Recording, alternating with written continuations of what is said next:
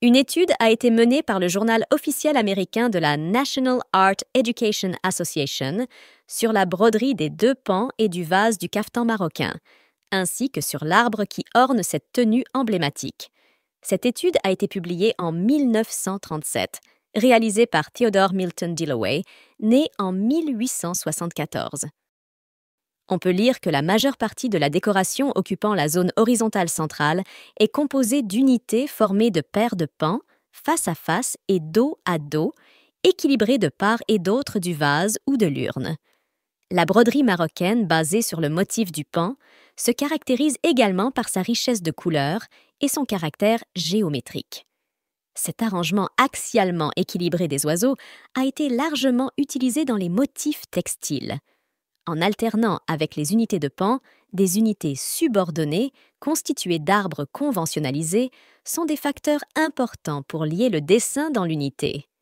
Dillaway ajoute que le designer marocain a conçu son dessin dans un rythme angulaire basé sur l'angle de 45 degrés. Cette direction angulaire est strictement respectée tout au long de la composition, produisant ainsi une harmonie de direction qui résulte en un rythme.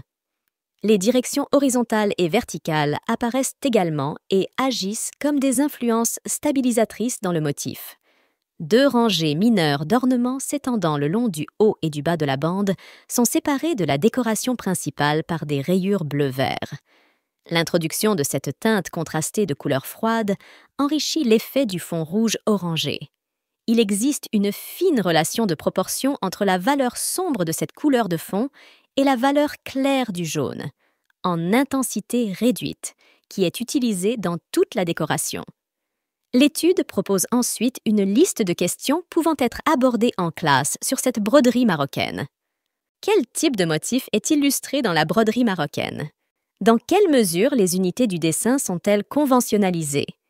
Où avez-vous observé des formes naturelles traitées de manière géométrique? Pourquoi ce traitement est-il bien adapté à la technique du tissage?